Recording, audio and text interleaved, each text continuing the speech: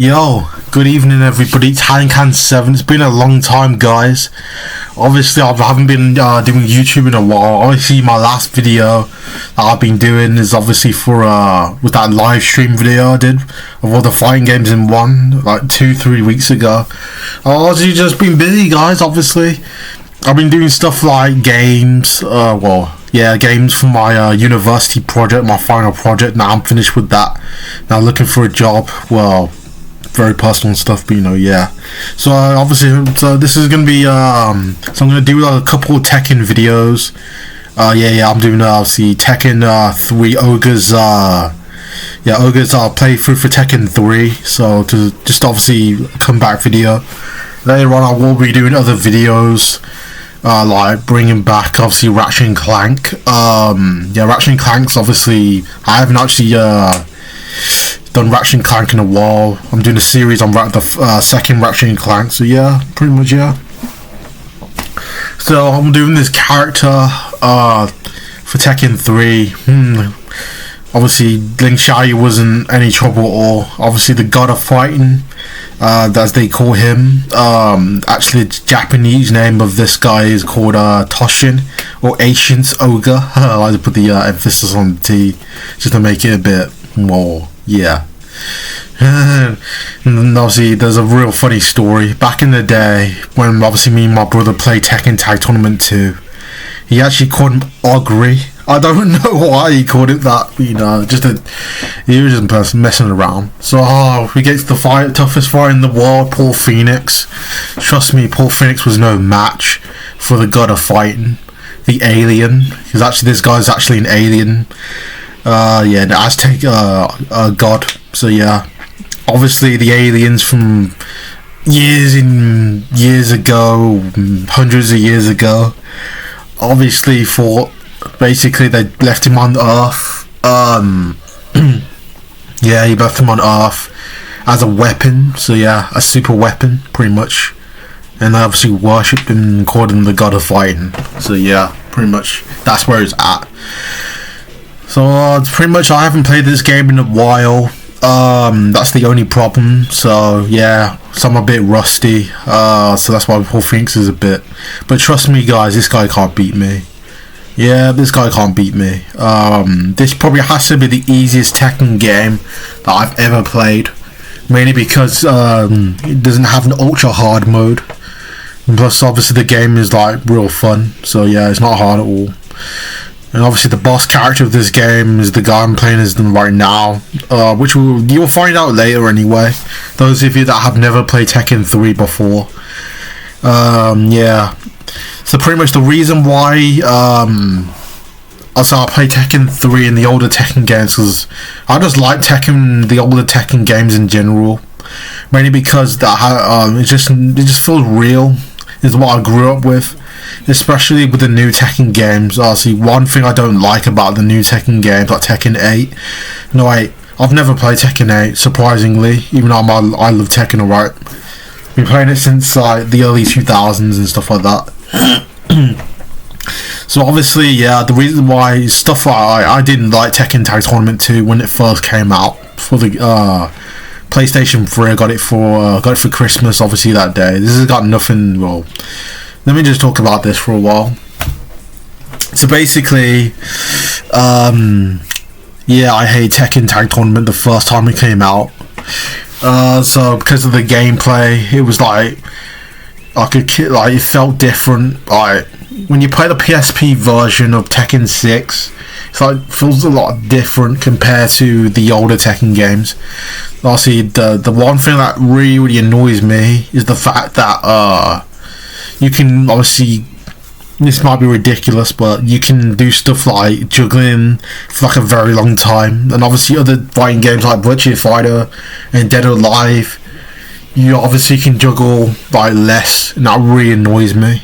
So, and ever since I obviously got Tekken Tag Tournament 2, I had to get used to it. I was just getting destroyed online. I couldn't even play it. Also because I just came out of obviously Tekken 4 and stuff like that. But that was in 2012, 2013. But this game, Tekken 3, was released in the late 90s. I was born in the late 90s, to be honest. I'm not going to tell you when. Yeah. There's actually small years that fall on under the late 90s, but no, I'm not going to tell you anything about my birthday or whatever. It's personal. Alright, you guys don't need to know me. Alright. All you guys need to know, I'm a 20-year-old playing Tekken 3. So yeah, I like this game. The stages, everything, and obviously Tekken Tag Tournament 1, which obviously was my second Tekken game I ever played on the PlayStation 2. Back in the church party a long time ago, in like near the mid 2000s. It was actually 2004 actually that I obviously played it. I actually got one go at it. It was really good. So basically, Tekken Tag Tournament, the original one for the PlayStation 2, was the first Tekken Tag Tournament game, or Tekken game, to be released on PlayStation 2. It was actually a launch title because it came out in the 2000s, like the early 2000s. Actually, 2000 on dots. So yeah, I think it was the late 2000s it came out in, because that's when the PlayStation 2 came out. And comment down below to correct me in the comment section. So yeah. So pretty much it was the first one. It was an update of this game pretty much. Obviously they expanded gave the character more moves like Jin Kazama, and got, obviously it's not just Tekken Tag Tournament characters. And one thing that's obvious in Tekken Tag Tournament 1 is the fact there's no Gon. Gon is obviously not in it because he's a guest character. You actually imagine if they obviously brought him back, they would have updated him, right, for the PlayStation 2. And obviously Tekken Hybrid is the updated version. Well, they changed kind of some of the mechanics around and made the game harder. To this day, Tekken Hybrid on the PlayStation 3 is one of the hardest Tekken games I've ever played. So yeah. So pretty much they updated obviously Tekken Tag Tournament 2 with Tekken 3. They pretty much I'm on stage 6. Pretty cool. Ogre's an awesome character. He's basically I'll get into that in a minute. So basically Tekken Tag Tournament 1 is the continuation of Tekken 3. It brought back all the Tekken characters from Tekken 2 and the early Tekken games from the PlayStation 1 days. Yeah, basically. And basically they just I was actually when I obviously went to somebody's house ages ago and looked at the manual and it was telling me all the ages, I was just like, why the hell is Jun like the same close age as Jin? The answer to that question is actually she's from Tekken 2, so she's going to be a lot older than obviously a game like Tekken Tag Tournament 2 when they brought Jun back. So yeah, so I'm going to get back onto Ogre. So obviously Panda obviously beat me then. I just love this music. But Tekken 3 has the best, with Tekken 2 and 1, Tekken 4 as well. Tekken 5 had a couple of good tracks, Dark Resurrection as well. Newer Tekken games, obviously back in the early 2000s and the late 90s, obviously music like this is different to obviously music in newer Tekken games. Like they used stuff like electronic more. Obviously, yeah, it was techno music back then, and especially the older Tekken games used stuff like jungle, which in other words electronic music, like club music and stuff like that. So yeah, Tekken 1 and 2 was so heavy on that. It actually has like one of these tunes called Chicago on Tekken 1, which is obviously based off one of these songs that I listened to, obviously Johnny L as well. So yeah, so back on Tekken 3 has the best music, and obviously my guy here, Ogre, he's not my favourite character, that's Jin and Kazuya. So yeah, obviously Ogre is based off other Tekken characters. His moveset, obviously his moveset's completely different than Tekken Tag Tournament 2. So yeah, Ogre obviously is based off old Tekken characters from the older Tekken games like 1 and 2. People like King the First, Bruce Irvin, other characters like King. Yeah, I just mentioned King. Yeah, pretty much other characters that he's obviously gone around. So obviously in Tekken, before Tekken 3, he went around obviously absorbing characters. People like, obviously he went after Jun. Yeah, he went after Jun. And obviously, yeah, long story short, obviously she went missing and Jin was looking for her, etc, etc. So yeah, he just based on obviously killed characters like King the First. Other characters were killed as well. I don't know if Kunimitsu was a target, but you know, yeah, Jun was targeted. King the First was killed. I think Bruce Irvin was one of them. Betsu-son was definitely one of them. He was obviously attacked. I don't know if obviously Betsu-son was obviously... we're actually on stage 8. I'm really enjoying this. But I don't know if Betsu-son was obviously... That's the reason why Betsu-son obviously in Tekken 5 woke up in like a hospital, in a military hospital. I don't know. But you know, yeah. If that's the reason, because it said he was ambushed both from behind one day. Check me, obviously, Tekken guys that know the storyline, just obviously correct me if I'm wrong in the comment section. So we got Gunjack here. He's my favourite type of Jack. Gunjack, especially the black suit that he has on. That's my favourite kind of costume. Gunjack is obviously one of the updated versions of obviously one of the early versions of Jack that his creator Jane. I think her name is Jane.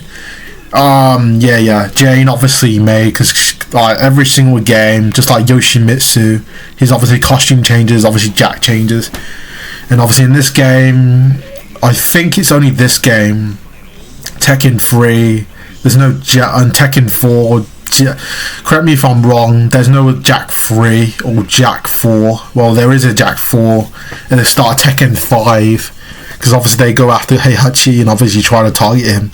So obviously in the Hanmaru, after Tekken, the events of Tekken 4, was it the Hanmaru, obviously the same place where Jin defeats both Jin and Kazuya, and obviously turns into the devil and obviously flies away, pretty much, and obviously, yeah.